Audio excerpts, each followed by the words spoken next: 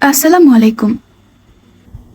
পড়ছি হুমায়ুন আহমেদের মিসির আলী সমগ্র থেকে দেবী।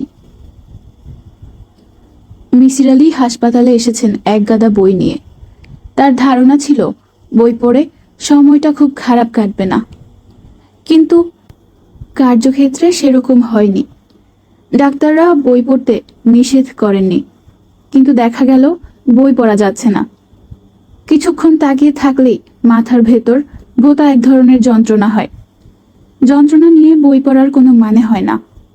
তবু তিনি মৃত্যু বিষয়ক একটি বই পড়ে ফেললেন এবং মৃত্যু ব্যাপারটিতে যথেষ্ট উৎসাহ বোধ করতে লাগলেন।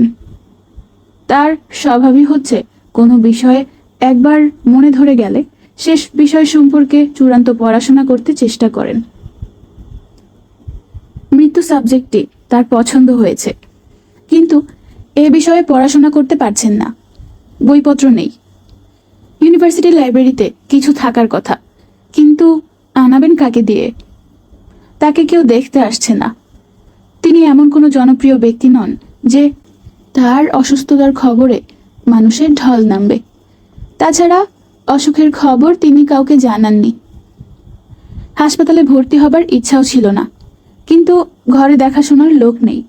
কাজের মেয়েটি তিনি মধুপুর থাকাকালীন বেশ কিছু জিনিসপত্র নিয়ে ভেগে গেছে।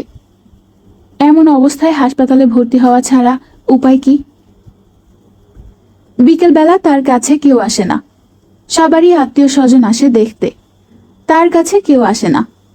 এই সময়টা তিনি চোখ বন্ধ করে শুয়ে থাকেন এবং এখনো মানুষের সঙ্গ পাবার জন্যে তার মন কাঁদে দেখে নিজের কাছেই লজ্জিত বোধ করেন। আজ সারাদিন মিসির আলীর খুব খারাপ কেটেছে। তার রুমমেট ২৬ বছরের ছেলেটি সকাল ৯টায় বিনা নোটিশে মারা গেছে। মৃত্যু যে এত দ্রুত মানুষকে ছুঁয়ে দিতে পারে তা তার ধারণাতেও ছিল না। ছেলেটা ভোরবেলায় নাস্তা চেয়েছে, তার সঙ্গে খানিকক্ষণ কথাবার্তাও বলেছে। তিনি জিজ্ঞেস করেছেন, আজ কেমন আছো? আজ বেশ ভালো। লিভার ব্যথা করছে না? না, তবে তলপেটের দিকে একটা চাপা ব্যথা আছে। খুব বেশি? না, খুব বেশি না। আপনি এটা কি বই পড়ছেন? এটা একটা science fiction, Friday the 13th। বেশ ভালো বই, তুমি পড়বে? জি না, ইংরেজি বই আমার ভালো লাগে না, বাংলা উপন্যাস পড়ি।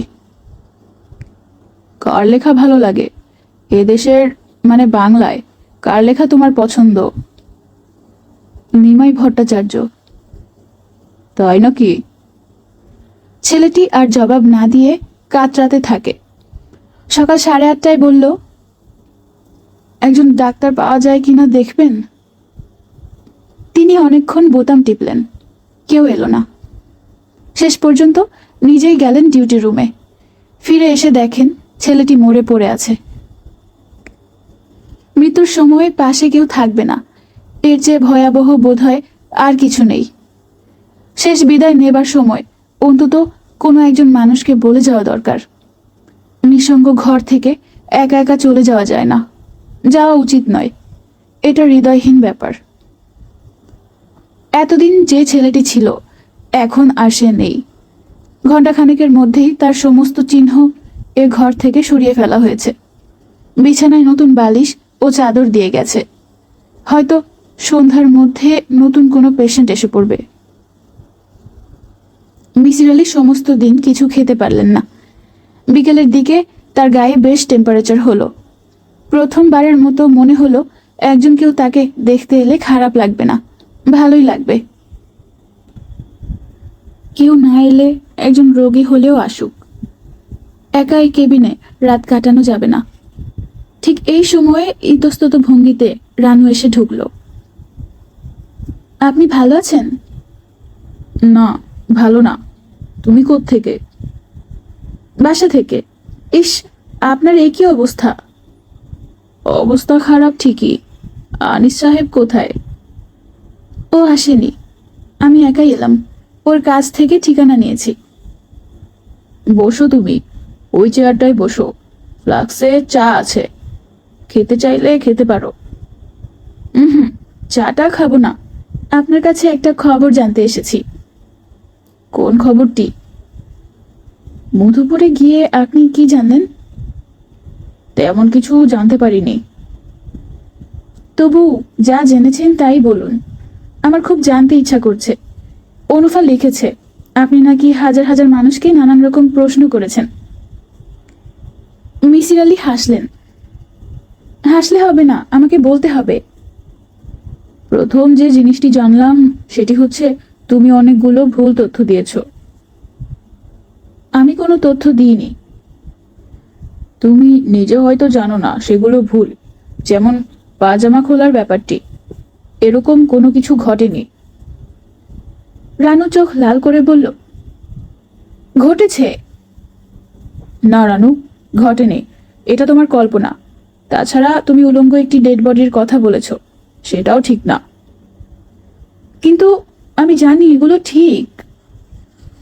না রানু, এইসব তুমি নিজে ভেবেছ। আর আমার ধারণা এই জাতীয় স্বপ্ন তুমি মাঝে মাঝে দেখো, দেখো না? কিরকম স্বপ্নের কথা বলছেন? মিসির আলী কয়েক মুহূর্ত ইতস্তত করলেন, স্পষ্ট গলায় বললেন, তুমি প্রায় স্বপ্ন দেখো না একজন নগ্ন মানুষ তোমার কাপড় খোলার চেষ্টা করছে? রানু উত্তর দিল না, মাথা নিচু করে থাকলো। বলো রানু, জবাব দাও। হ্যাঁ, দেখি। কখনো কি ভেবে দেখেছো এরকম স্বপ্ন কেন দেখো? না, ভাবিনি। আমি ভেবেছি এবং কারণটাও খুঁজে বের করেছি। আজ সেটা বলতে চাই না, অন্য একদিন বলবো। না, আপনি আমাকে আজই বলেন। মিসির আলী ফ্লাস্ক থেকে চা ঢাললেন। শান্ত স্বরে বললেন, চা খেতে খেতে শোনো, চায়ে ক্যাফিন আছে। ক্যাফিন তোমার নার্ভগুলোকে অ্যাক্টিভ রাখবে। রানু চায়ের পেয়ালা নিল, কিন্তু চুমুক দিল না। মাথা নিচু করে বসে রইল। মিসির আলী ঠান্ডা গলায় বলতে লাগলেন, রানু, তোমাকে নিয়ে এই গল্পটি আমি তৈরি করেছি। তুমি মন দিয়ে শোনো। তুমি যখন বেশ ছোট, 9, 10 বা 11 বছর বয়স, তখন একজন বয়স্ক লোক তোমাকে ভুলিয়ে ভালিয়ে নির্জন কোনো জায়গায় নিয়ে গিয়েছিল। তোমাদের গ্রামে এরকম একটা নির্জন জায়গার খোঁজে আমি গিয়েছিলাম। সেখানে জঙ্গলের কাছে একটা ভাঙা বিষ্ণু মন্দির দেখেছি।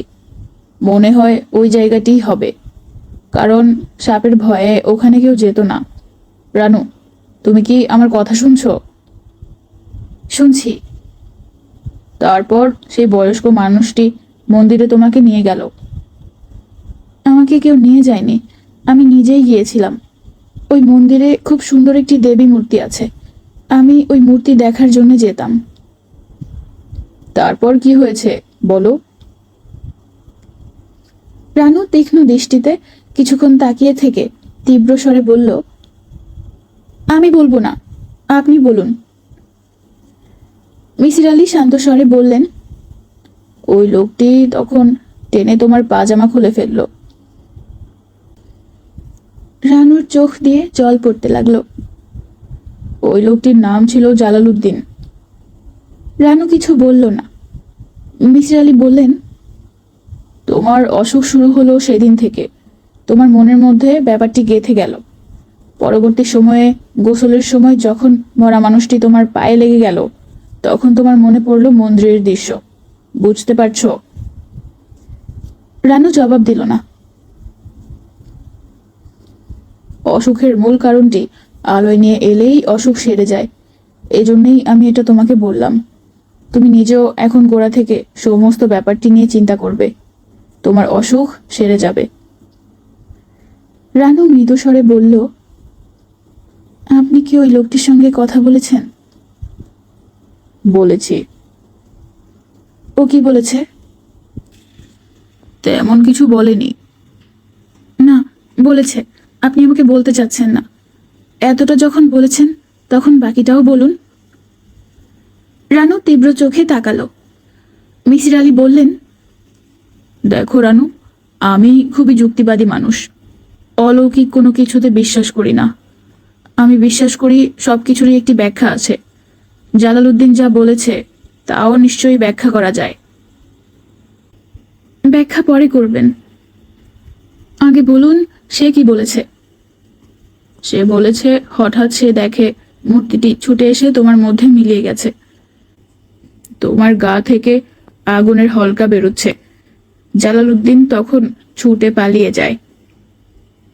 আপনি জালালউদ্দিনের কথা বিশ্বাস করেন না? না, ওর মনে পাপবোধ ছিল।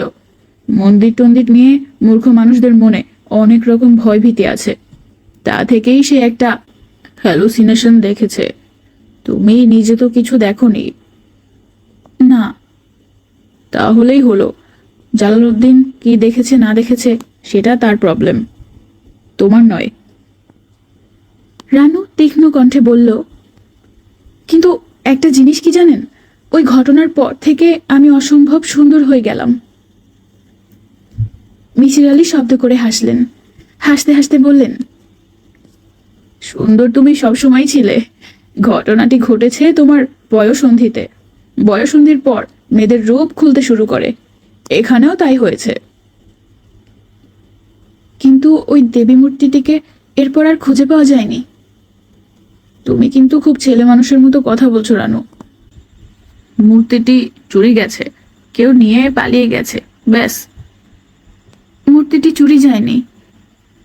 তুমি নিশ্চয়ই বিশ্বাস করো না একটা পাথরের মূর্তি তোমার মধ্যে ঢুকে আছে। কি করো? রানু তীব্র কণ্ঠে বলল, আমার দিকে ভালো করে তাকিয়ে বলুন, আমাকে কি অনেকটা মূর্তির মতো দেখায় না?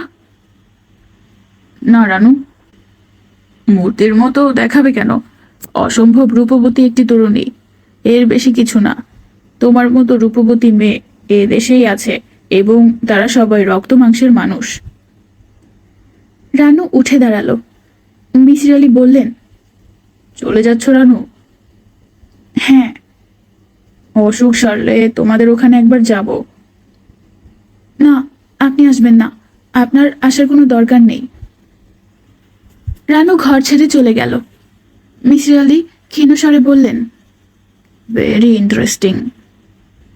তার ভ্রু কুঞ্চিত হলো। তিনি ব্যাপারটি ঠিক বুঝতে পারছেন না। যতটা সহজ মনে হয়েছিল এখন ততটা মনে হচ্ছে না। তিনি মৃত্যু বিষয়ক বইটি আবার পড়তে শুরু করলেন। সাবজেক্টটি তাকে বেশ আকর্ষণ করেছে। Fascinating topic. গভীর রাতে আনিস জেগে উঠল। শুনশান নীরবতা চারদিকে। রানু হাত পা ছড়িয়ে বাচ্চা মেয়ের মতো ঘুমোচ্ছে। জানালার আলো এসে পড়েছে তার মুখে। অদ্ভুত সুন্দর একটি মুখ, শুধু তাকিয়ে থাকতে ইচ্ছে হয়। আনিস ছোট্ট একটি নিঃশ্বাস ফেলে উঠে পড়ল। বাথরুমে যেতে হবে। বাথরুমে পানি জমে আছে, পাইপ জ্যাম হয়ে গেছে। বাড়িওয়ালাকে বলতে হবে। আনিস নোংরা পানি বাঁচিয়ে সাবধানে ভেতরে ঢুকে দরজা বন্ধ করেই শুনল ঝুমঝুম করে শব্দ হচ্ছে। নুপুর বাজছে যেন। এর মানে কি? মনের ভুল কি? মনের ভুল হবার কথা নয়। বেশ বোঝা যাচ্ছে নুপুর পায়ে দিয়ে ঝমঝম করতে করতে কেউ একজন এ ঘর ও ঘর করছে। শব্দটা অনেকক্ষণ ধরেই হচ্ছে। মনের ভুল হবার কথা নয়। বাথরুমের দরজা খুলতেই শব্দটা চট করে থেমে গেল। শুধু একটা তীব্র ফুলের গন্ধ আনিসকে অভিভূত করে ফেলল। একটু আগেও তো এরকম সৌরভ ছিল না। আনিসের মাথা ঝিমঝিম করতে লাগলো। বিস্ময়ের ঘোর অবশ্যই বেশিক্ষণ স্থায়ী হলো না। আনিসের মনে পড়ল একতলার বাগানে হাসনাহেনার প্রকাণ্ড একটা ঝাড় আছে। বাতাসের ঝাপটায় ফুলের গন্ধই উড়ে এসেছে বারান্দায়। আনিস কিছুক্ষণ একা একা বারান্দায় দাঁড়িয়ে রইল। নুপুরের শব্দ আবার যদি পাওয়া যায়। দোতলার একটা বাচ্চা ছেলে শুধু কাঁদছে। তার মা তাকে শান্ত করবার চেষ্টা করছে। একটা রিক্সা গেল টুনটুন করে। ব্যাস, আর কিছু শোনা গেল না। শোবার ঘরে রানু ঘুমোচ্ছে মরার মতো। জানালা খোলা, ঠান্ডা হাওয়া আসছে ঘরে। আনিস জানালা বন্ধ করতে গিয়ে শুনল রান্নাঘর থেকে জিতু মিয়া সারা শব্দ দিচ্ছে। কান্না, চাপার আওয়াজ। জিতু মিয়া? জিতু ফুপিয়ে উঠল। আনিস রান্নাঘরে ঢুকে বাতি জ্বালালো। জিতু মশারির ভেতর জবুথবু হয়ে বসে আছে। জিতু, কি হয়েছে রে? কিছু হয় নাই। বসে আছিস কেন? ঘুম আহে না। স্বপ্ন দেখেছিস? জিতু মাথা নাড়ল। কি স্বপ্ন? একজন মাইয়া মানুষ পাকের ঘরে হাঁটতে আসিল। এই দেখেছিস স্বপ্নে? স্বপ্নে দেখি নাই, নিজের চোখে দেখলাম। দূর বেটা, অন্ধকারে তুই মানুষ দেখলি কিভাবে? যা ঘুমো। জিতু শুয়ে পড়ল। আনিস বলল, ভয়ের কিছু নেই, আমি জেগে আছি, ঘুমো তুই। আচ্ছা। আসুন, রান্নাঘরে বাতি জ্বালানো থাকুক। আচ্ছা। জিতু শুয়ে পড়ল। কিছুক্ষণের মধ্যেই তার নিঃশ্বাস ভারী হয়ে এলো। আনিস একটা সিগারেট ধরালো। ঘুম চটে গেছে, তাকে এখন দীর্ঘ সময় জেগে থাকতে হবে। এক পেয়ালা চা খেতে পারলে মন্দ হতো না। রাত তো বাজে প্রায় 3:30। বাকি রাতটা তার জেগেই কাটবে মনে হয়। সিগারেট টানতে ভালো লাগছে না, পেটের ভেতর পাক দিয়ে উঠছে। ঘুমের মধ্যে রানু শব্দ করে হাসল। আনিস মৃদুস্বরে ডাকল, এই রানু। রানু খুব স্বাভাবিক ভঙ্গিতে বলল, কি? জেগে আছো নাকি? হ্যাঁ। কি আশ্চর্য, কখন জাগলে? অনেকক্ষণ। তুমি বাথরুমে গেলে, বারান্দায় দাঁড়িয়ে থাকলে। আমাকে ডাকলে না কেন? শুধু শুধু ডাকবো কেন? আনি সিগারেট টানতে লাগলো। রানু বলল, বড্ড গরম লাগছে, জানালা বন্ধ করলে কেন? গরম কোথায়, বেশ ঠান্ডা তো। আমার গরম লাগছে, ফ্যানটা ছাড়ো না। এই ঠান্ডার মধ্যে ফ্যান ছাড়বো কি? কি যে বলো। রানু ছোট একটা নিঃশ্বাস ফেলে বলল, তুমি যখন বাথরুমে ছিলে তখন কি নূপুরের শব্দ শুনেছ? আনিস ঠান্ডা স্বরে বলল, না তো। কেন? না, এমনি, আমি শুয়ে শুয়ে শুনছিলাম। ঘুমাও রানু। আমার ঘুম আসছে না। ঘুম না এলে উঠে বসো, গল্প করি, চা খাওয়া যেতে পারে, কি বলো? রানু উঠে বসল, কিন্তু জবাব দিল না। আনিস দেখলো রানু কোন ফাঁকে গায়ের কাপড় খুলে ফেলেছে। ক্লান্ত স্বরে বলল, বড্ড গরম লাগছে, তুমি আমার দিকে তাকিও না প্লিজ। এসব কি রানু? ঘরে একটা বাচ্চা ছেলে আছে। কি করব, বড্ড গরম লাগছে। তুমি বরং রান্নাঘরের বাতি নিভিয়ে সব অন্ধকার করে দাও। না, বাতি জ্বালানো থাক। আনিস দ্বিতীয় সিগারেট ধরালো। রানু বলল, আমাদের গ্রামে একটা মন্দির আছে, তার গল্প এখন শুনবে না? আহ, মন্দির ফন্দিরের গল্প এখন শুনবো না। আহ, শোনো না, আমার বলতে ইচ্ছে করছে। আমি যখন খুব ছোট তখন একা একা যেতাম সেখানে। কি মন্দির? কালী মন্দির? না, বিষ্ণু মন্দির বলতো ওরা। তবে কোনো বিষ্ণু মূর্তি ছিল না, একটি দেবী ছিল। হিন্দুরা বলতো রুক্মিণী দেবী। তুমি মন্দিরে যেতে কি জন্যে? এমনি যেতাম, ছোট বাচ্চা পুতুল খেলে না। কি করতে সেখানে? দেবী মূর্তির সাথে গল্প গুজব করতাম, ছেলে মানুষই খেলা আর কি। বলতে বলতে রানু খিলখিল করে হেসে উঠল। আনিস স্পষ্ট শুনল সঙ্গে সঙ্গে ঝমঝম করে কোথাও নূপুর বাজছে। রানু তীক্ষ্ণ কণ্ঠে বলল, শুনতে পাচ্ছ? কি শুনবো? নূপুরের শব্দ শুনছো না? আনিস দৃঢ় স্বরে বলল, না, তুমি ঘুমাও রানু। আমার ঘুম আসছে না। শুয়ে থাকো, তুমি অসুস্থ। রানু ক্ষীণ কণ্ঠে বলল, হ্যাঁ, আমি অসুস্থ। তোমাকে খুব বড় ডাক্তার দেখাবো আমি। আচ্ছা, এখন শুয়ে থাকো। রানু মৃদুস্বরে বলল, আমি ওই দেবীকে গান গেয়ে শোনাতাম। ওইসব অন্যদিন শুনবো, আজ রাতে আমার বলতে ইচ্ছে করছে। আনিস এসে রানুর হাত ধরল। গা পুড়ে যাচ্ছে জ্বরে। আনিস অবাক হয়ে বলল, তোমার গা তো পুড়ে যাচ্ছে। বড্ড গরম লাগছে। ফ্যানটা ছাড়বে? আনিস উঠে গিয়ে জানালা খুলে দিল। ঘর ভর্তি হয়ে গেল ফুলের গন্ধে। আর তখনই রানু অত্যন্ত নিচু গলায় গুনগুন করে কি যেন গাইতে লাগলো। অদ্ভুত অপার্থিব কোনো একটা সুর, যা এই জগতের কিছু নয়, অন্য কোনো ভুবনের। রান্নাঘর থেকে জিতু ডাকতে লাগলো, ও ভাইজান, ভাইজান। আনিস রানুকে জোর করে বিছানায় শুইয়ে গায়ের চাদর টেনে দিল। জিতুকে বলল এই ঘরে যেন না আসে। তারপর নেমে গেল নিচে, বাড়িওয়ালার মেয়েটিকে খবর দিয়ে নিয়ে আসতে।